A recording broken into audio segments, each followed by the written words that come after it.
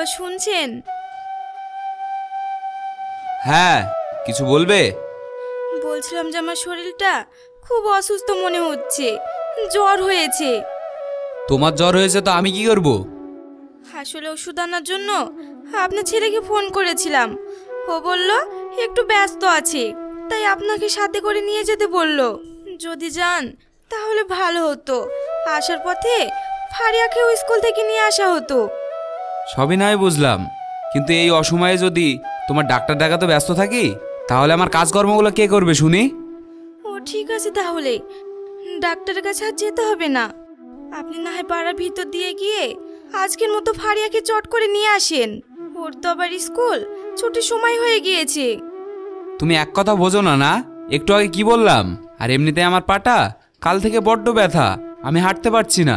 তুমি একটা কাজ করো, তুমি একটা টুকটুকি ধরে তুমি একাই না হয় চলে যাও, ডাক্তার দেখানো হবে।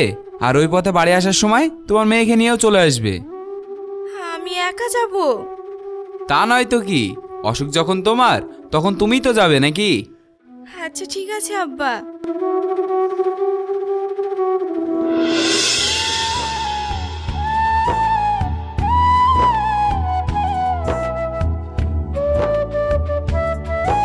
কি হলো বৌদি, কোথায় যাবে?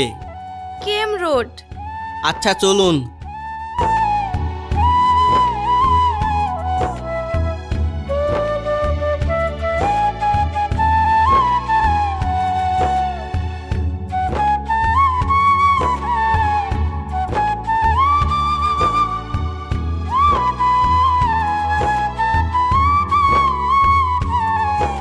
কত টাকা? 20 টাকা।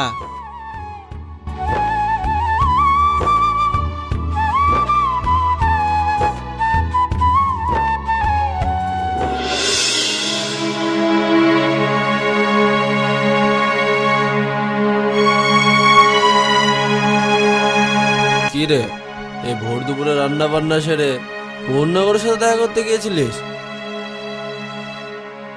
নাগর, আমি তো ডাক্তারের কাছে গিয়েছিলাম। তুই আমাকে শিখাচ্ছিস না? এই ভোর দুপুরে সংসারে কাজকর্ম ছেড়ে ডাক্তারের কাছে গিয়েছিলিস না? বাড়িতে যে তোর একটা স্বামী আছে তার কথা ভুলে গেছিস? তার খাওয়া দাওয়া সেদিকে খেয়াল নেই? এইসব তুমি কি বলছো? দয়া করে বলছি, এবার তুমি তোমার মাতলামি করা বন্ধ করো। সামনে একটা ছোট বাচ্চা মেয়ে আছে, এসব দেখে কি শিখবে বলো তো? মা আব্বু তোমাকে বারে বারে বলছে যে তুমি নাকি নাগরের সাথে দেখা করতে গিয়েছিলে।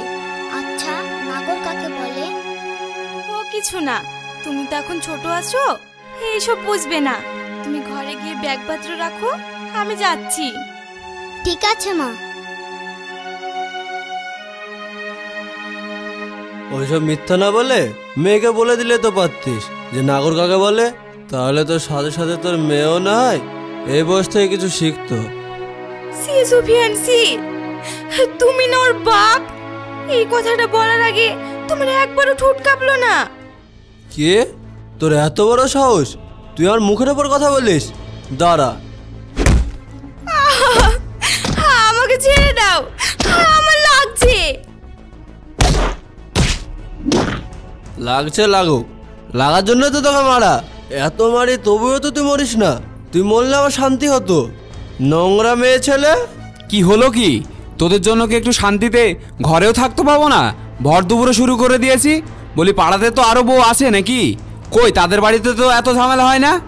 মারবো না তো কি করবো? ভর দুপুরে বাড়ি এসে পেটে দুটো দানা পানি দেবো কি? লাশ সাহেবের বিটি রান্না না করে বাজারে বাজারে রূপ দেখে বেড়াচ্ছে। রান্না কেন? আব্বা যে বললো উনি করবেন। হ্যাঁ, আমি বলেছিলাম, কিন্তু তুমি যাওয়ার পর আমার শরীরটা হঠাৎ করে খারাপ হয়ে যায়। শরীর খারাপ? কেন? তোমার শরীর খারাপ করে আর আমার শরীর খারাপ করতে পারে না? আমি সেই কথা কখন বললাম?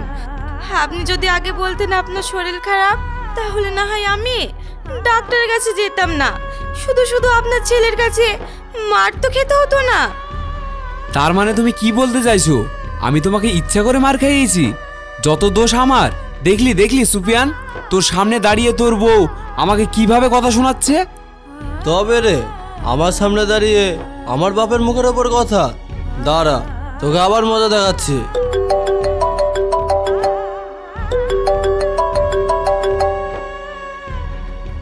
হ্যালো, আমি কিন্তু যাব ভাই, আগে থেকে বলে দিচ্ছি। আমার কাছে একটা টাকাও নেই, যদি তুই ধার দিস তাহলে যাব। পাক্কা? বেশ, তাহলে আমি এক্ষুনি আসছি। এ কি, তুমি এক্ষুনি তো নেশা করে আসলে, আবার কোথায় যাচ্ছো? আমি কোথায় যাচ্ছি সেই কথার কৈফিয়ত তোকে দিতে হবে নাকি? সর।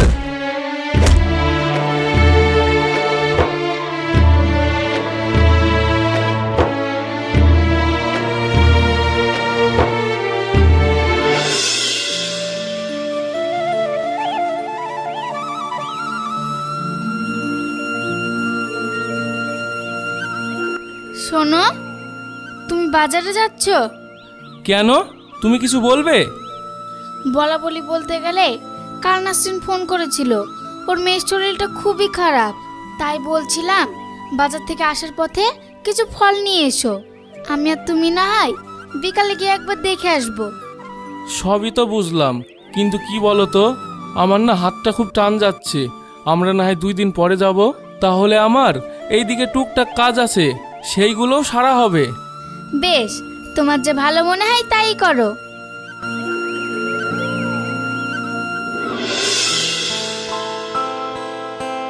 ভাবি, ও ভাবি, বাড়িতে আছো নাকি? আরে ঝিলিক, তুমি ওখানে কেন? ভিতরে এসো। আসলে ভাবি, আজ তো 8 তারিখ, তাই তোমাকে যেই টাকাটা দিয়েছিলাম সেই টাকাটা নিতে এসেছি। হ্যাঁ হ্যাঁ, আমি এক্ষুনি দিচ্ছি, তুমি ততক্ষণ এখানে বসো। আরে ঝিলিক, তুই কখন এলি? এই তো চাচা, এক্ষুনি এলাম। তো ওখানে দাঁড়িয়ে কেন? বস। হ্যাঁ চাচা। তাহলে তোমরা বসে গল্প করো, আমি টাকাটা নিয়ে আসি।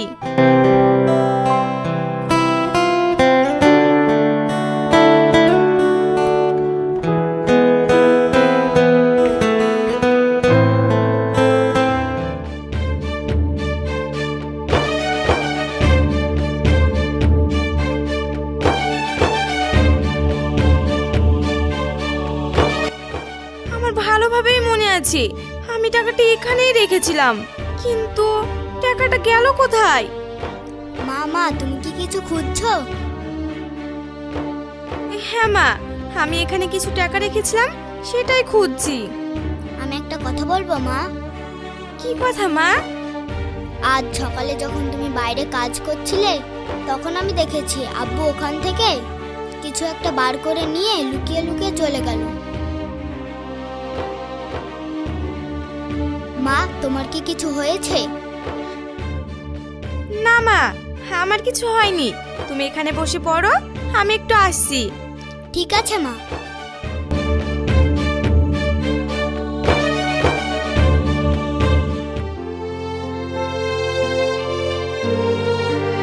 কি হলো ভাবি, টাকাটা নিয়ে এসেছো? আসলে হয়েছে কি বোন, আমি তোমাকে টাকাটা দেওয়ার জন্যই রেখেছিলাম, কিন্তু এখন হঠাৎ করে টাকাটা আর পাচ্ছি না। এ কি বলছো, পাচ্ছ না মানে? আমার মনে হয় আপনার ছেলে হয়তো টাকাটা নিয়ে নিয়েছে। ঠিক আছে, কোনো ব্যাপার না, তুমি না হয় আমাকে অন্যদিন দিয়ে দিও। তুমি একদম ভয় পেও না, তুমি আমাকে আর 3টা দিন সময় দাও, আমি তোমার সব টাকাটা দিয়ে দেব। বেশ, তাহলে আমি তোমাকে 3 দিন সময় দিলাম, 3 দিনের মধ্যেই টাকাটা দিয়ে দেবে। ওইসব কথা বাদ দে, এবার আমার কথা শোন তো। হ্যাঁ চাচা, বলো। শুনলাম তোর বিয়েতে নাকি অনেক কিছু দিয়েছে তোর আব্বা, আবার নাকি নগদ 2 লক্ষ টাকাও দিয়েছে। হ্যাঁ, কি বলো তো চাচা, আমি তো আমার আব্বা মায়ের একমাত্র মেয়ে, তাই হিসেব অনুযায়ী তো সবকিছু আমারই। তা অবশ্যই ঠিক। সত্যি বলতে কি জানিস, তোর স্বামীর কপালটা খুব ভালো যে তোর মতো এত সুন্দর মিষ্টি মেয়েকে পেয়েছে, আবার তার সাথে সাথে অনেক জিনিসও পেয়েছে। জানিস, আমার কত শখ ছিল যে তোকে আমার সুপিয়ানের বউ বানিয়ে আনবো, কিন্তু তার হলো কোথায় বল? বুড়োর কত শখ, বলে কিনা আমাকে ওর ছেলের বউ বানাবে। নাসরিন ভাবি বলে ওর ছেলের ভাত খাই, আমি হলে তো কবেই ওর ওই মাতাল ছেলের মুখে ঝামা ঘষে দিয়ে চলে যেতাম। কি রে মা, তুই কি কিছু ভাবছিস? না না, এবার আমি বাড়ি যাই, আবার অন্যদিন আসবো। ঠিক আছে, মনে করে আসিস। হ্যাঁ, আসি গো ভাবি। আচ্ছা।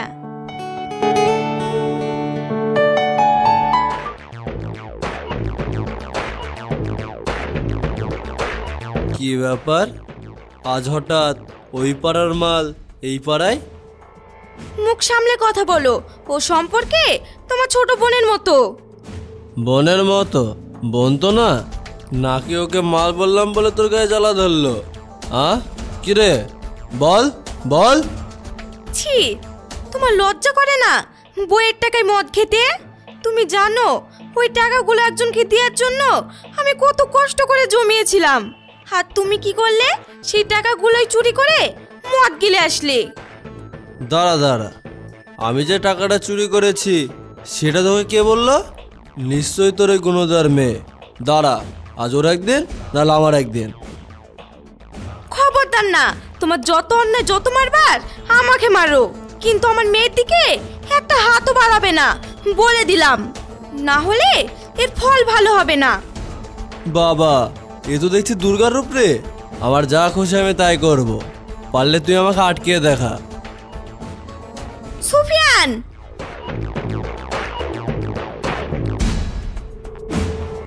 এই গেট খোল, খোল বলছি। আমিও দেখছি তুই কত বড় বাপের বেটি।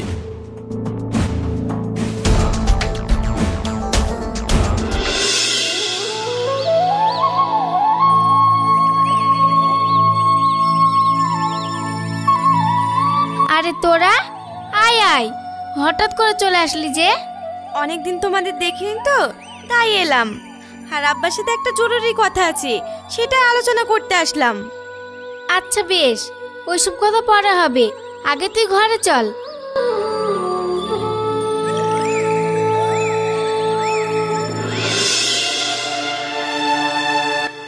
সবই তো বুঝলাম, কিন্তু এখন কি আর করবি বল? সবই তোর ভাগ্য বলে মেনে নিতে হবে। আমি না হয় তোকে কিছু টাকা দিয়ে সাহায্য করতে পারবো, কিন্তু তোর ভাগ্যকে তো বদলাতে পারবো না বল। ভাগ্য ভাগ্য সে তো কেউই বদলাতে পারে না। আমার যত চিন্তা এই মেয়েটাকে নিয়ে। সুফিয়ান এতটাই অমানুষের মতো ব্যবহার করে যে আমার মেয়েটাকে ওই বাড়ি থেকে মানুষ করাই দায়ী হয়ে যাচ্ছে। তার মানে তুই কি বলতে চাইছিস, যে এখন স্বামীর সংসার ছেড়ে এখানে বাপের ঘাড়ে বসে খাবি? না না, আমি সে কথা কখন বললাম? আমি তো এটা বলতে চাইছি যে আমি যদি এখানে ফারিয়াকে রেখে যাই তাহলে আর যাই হোক, ও তো একটা সুন্দর পরিবেশে মানুষ হতো। তুই যেটা বলছিস সেটা ভেবে বলছিস তো? তুই জানিস এখনকার দিনে একটা ছেলে মেয়ে মানুষ করতে কত কিছু দরকার, কত টাকার প্রয়োজন। আর এই মুহূর্তে আব্বার হাতে একটা পয়সাও নেই যে তোর মেয়ের পিছনে খরচা করবে। টাকা পয়সা নিয়ে চিন্তা করিস না, আমি সব দেব।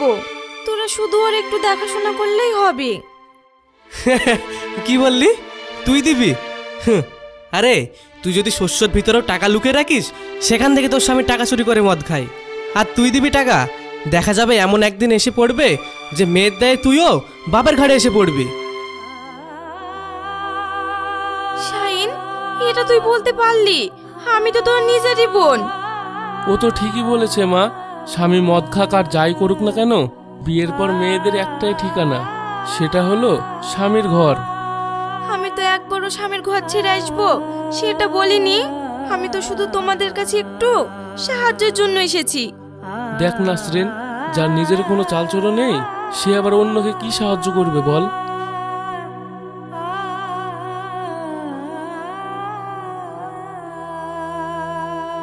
হো, বুঝেছি। কোনো ব্যাপার না, অনেক দেরি হয়ে গেল, এবার আমাকে যেতে হবে। চলে যাবি? খাবার খাবি না? তুই আসলি বলে তোর আব্বা মাংস নিয়ে এসেছে, চল দুটো ভাত খেয়ে যাবি। না মা, আমার খিদে নেই, আমাকে এখন যেতে হবে। তোমরা যেও। মা মা, কিছু বলবে তুমি? তুমি যে বললে আমাকে মামার বাড়িতে মামা নানি নানার কাছে রেখে যাবে, তাহলে নিয়ে চলে যাচ্ছ কেন? আসলে কি হয়েছে বলো তো মা, উপর আল্লাহ তো আর সবাইকে সব সুখ দেয় না, তাই তোমাকেও হয়তো উনি এই সুখটা থেকে বঞ্চিত রেখেছেন। এই জন্য তুমি কাঁদছো? তুমি কেঁদো না মা, আমার কপালে এই সুখ না থাকলে কি হবে, আমার শুধু তুমি থাকলেই হবে।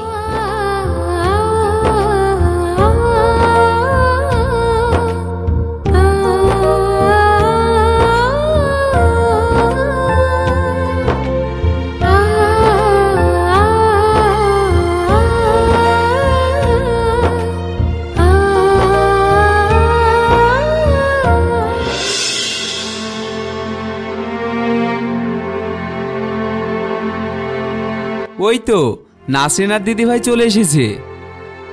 আরে সুরজ, তুমি কখন এলে? চাচু, অনেকক্ষণ এসেই শুনছি তুমি আর ফারিয়া বাড়িতে নেই, তাই বলা যায় তোমাদের অপেক্ষা করছিলাম। হো, অনেকক্ষণ এসেছো? খাওয়া দাওয়া কিছু করেছো? হ্যাঁ। আচ্ছা বৌমা, তুমি যে কাজের জন্য বাপের বাড়ি গিয়েছিলে সেই কাজ হয়েছে? হ্যাঁ আব্বা, আমি আসার পথে ঝিলিকদা বাড়ি টাকাটা দিয়ে এসেছি। দিয়ে এসেছি মানে? তুই সব টাকা দিয়ে চলে আসলি, আমার জন্য কিছু রাখিস নি? না রাখিনি। ফারিয়া, ঘরে চলো। আজ তো ভাই থাক না বড় খোকা, আজ নয় ছেড়ে দে, এতদিন পর ছেলেটা বাড়ি এলো, আজ আর কোনো অশান্তি করিস না। শুধু তোমাদের জন্য আজ বেঁচে গেল।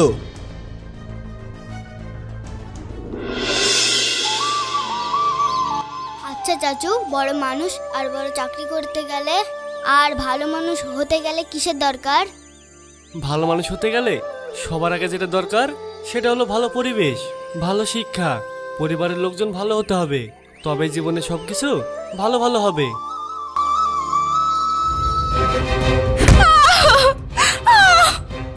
বল টাকা কোথায়? পুরা ঘর আমি তন্ন তন্ন করে খুঁজেছি, কোথাও টাকা পাইনি। কোথায় রেখেছিস বল? বল বলছি।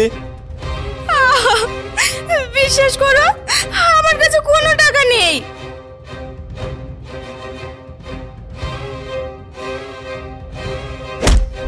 ভাই এইসব তুমি কি করছো? এভাবে কেউ কাউকে মারে? কেন রে, আমি আমার বউকে মারছি, তাতে তোর কি? নাকি অন্য কিছু? সি সুফিয়ান, তুমি হয়তো ভুলে যাচ্ছ যে ও তোমার নিজের ভাই। নিজের ভাই হলেই বা? আরে ও তো ভাই, এখন তো জামাই শাশুড়ি ভাসুরের ছোট ভাইয়ের বউয়ের সাথেও প্রেম করছে, সেখানে বড় ভাইয়ের বউয়ের সাথে ছোট ভাই প্রেম করবে, এটা আবার নতুন কি? ছি ভাই ছি, আমার ভাবতেও ঘৃণা করছে যে তুমি এত নিচু মন মানসিকতার। বাবা, তো দরদ দেখে তো বাঁচছি না। আচ্ছা তুই একটা সত্যি কথা বলতো, এতদিন পর তুই বাড়ি এসেছিস আমাদের জন্য নাকি তোর ভাবির সাথে দেখা করার জন্য?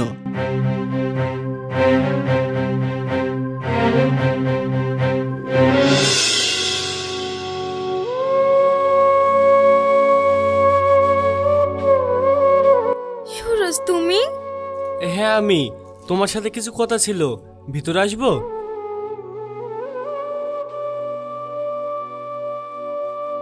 আসলে তোমার সাথে যা হচ্ছে সেইগুলো দেখে আমি সত্যি খুব দুঃখিত।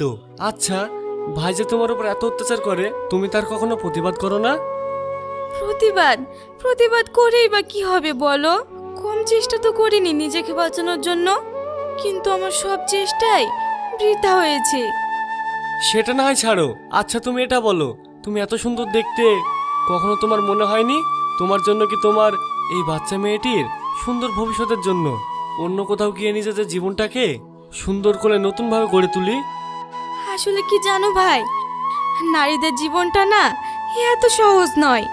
বিয়ের পর নাকি যত যাই হোক মেয়েদের একটাই পরিচয়, সেটা হলো তার স্বামী, আর সে পরিচয় নিয়ে বাঁচতে গিয়ে আমাদের কোথাও জায়গা হয় না। বেশ, আমি তাহলে এখন আসি, আবার পরে কথা হবে।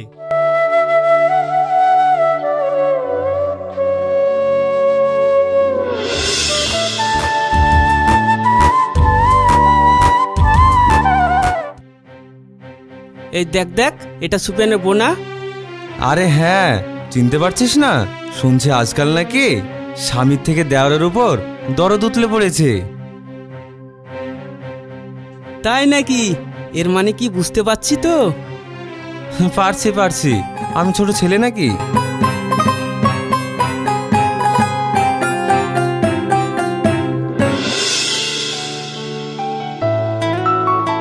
মা মা আমাকে 50 টাকা দাও না। 50 টাকা? কিন্তু টাকা নিয়ে তুমি কি করবে? আমাদের স্কুলে ছবি আঁকা শেখাবে, তাই ম্যাম বলেছে যে যেন সবাই বাড়ি থেকে রং পেন্সিল কিনে নিয়ে যায়। ও, আমার কাছে তো এখন টাকা নেই, আমি তোমাকে পরে কিনে দেব, ঠিক আছে? ঠিক আছে।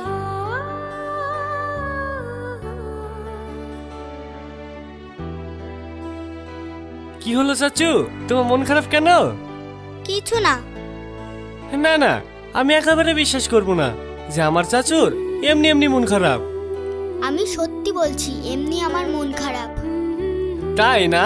বেশ, তাহলে চলো আমি আমার চাচুর মন ভালো করে দিই। কিন্তু এভাবে? তুমি আগে চোখ বন্ধ করো, তারপর বলছি। ওকে। এইভাবে। টাকা? হ্যাঁ টাকা। এটা দিয়ে কাল তুমি স্কুল যাওয়ার সময় তোমার সব থেকে পছন্দের রং পেন্সিলটা তুমি কাল কিনে নিয়ে যাবে। সত্যি? কিন্তু তুমি জানলে কি করে? আমি তোমার চাচু তো, তাই আমি সব জানি। তুমি আমার চাচু নও, তুমি আমার বেস্ট চাচু।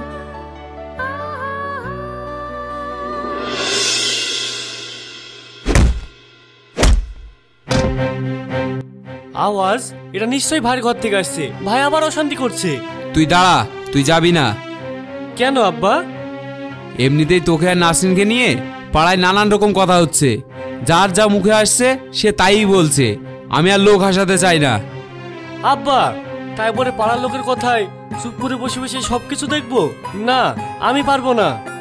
খবরদার বলছি, আমার দিব্যি তুই যদি আর এক পা বাড়াস তাহলে আমার মরা মুখ দেখবি। আব্বা!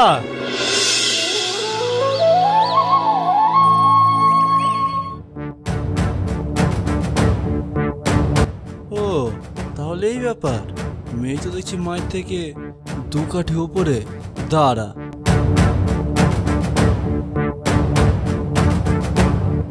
দে বলছি, দে। না, আমি দেব না। এটা আমাকে চাচু দিয়েছে পেন্সিল কেনার জন্য। সুফিয়ান,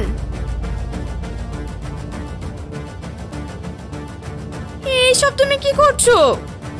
কি আর করব, তোর মেয়ের কাছে যে টাকাটা আছে সেটা আমাকে দিতে বল, তাহলে আমি চলে যাব। না, আমি দেব না। এই টাকাটা আমাকে চাচু দিয়েছে রং পেন্সিল কেনার জন্য।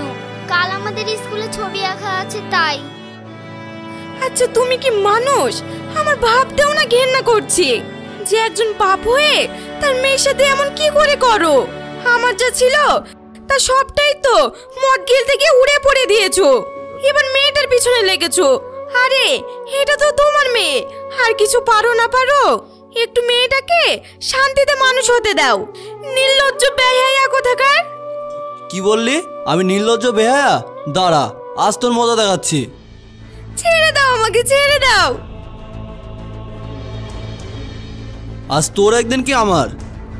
ছেড়ে দাও আমাকে, আমি মরে যাব। না না, আমার পক্ষে চুপ করে বসে থাকা সম্ভব না। বিনা দোষে একজনকে এইভাবে অত্যাচার করবে আর আমি বসে বসে দেখবো? অসম্ভব। পারলে আমাকে ক্ষমা করো আব্বা। সুরজ, আমার কথাটা শোন। ছাড়ো, আমার মাকে ছেড়ে দাও। ছেড়ে দেবো? আজ তোকে মেরেই ফেলবো। তোকে আমি মেরে জেল খাটবো তাও ভালো, তুই আমার জীবনটা শেষ করে দিলি। দাঁড়া।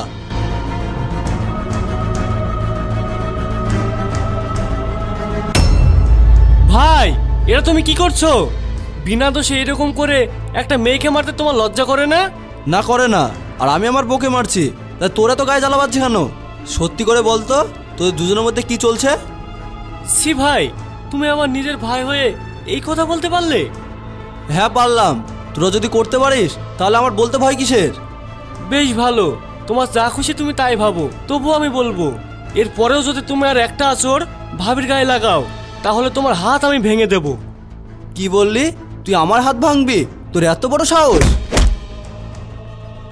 ছাড় বলছি, তোরা দুই ভাইয়ে নিজেদের মধ্যে কি শুরু করেছিস বলতো? বাইরের একটা মেয়ের জন্য এবার ভাইয়ে ভাইয়ে মারামারি করবি নাকি? সেটা তোমার বড় ছেলেকে বলো। আমাকে বলে কি হবে? আগে তুই নিজেকে ঠিক কর, তারপর আমাকে বলিস। যত সব দোষ তোর। থাকবোই না এই বাড়িতে। বড় খোকা, আমার কথা শোন। এবার শান্তি তো? তুমি এটাই তো চেয়েছিলে। আমার এক ছেলের মাথা খেয়ে হয়নি, এবার আর এক ছেলের মাথা খাও। আব্বা, এইসব আপনি কি বলছেন? যেটা সত্যি সেটা বলছি। জানো, তোমার জন্য আমি পাড়ার লোকের সামনে মুখ দেখাতে পারি না। আমার অত ভালো ছেলেটাকে কিভাবে যে তোমার জালে ফাঁসালে আমি সেটাই বুঝতে পারছি না। আপনি যা বলছেন সেই সব মিথ্যা। সুরজ আমার ছোট ভাইয়ের মতো। ছোট ভাই ছাড়া আমি ওকে অন্য কোনো চোখে দেখিনি। ছোট ভাই না ছাই, চরিত্রহীন মেয়ে কোথাকার। মা মা দাদু তোমাকে চরিত্রহীন বললো কেন? চরিত্রহীন মানে কি? ওইসব কিছু না মা, তুমি তখন অনেক ছোট, ওসব কথায় কান দিতে নেই।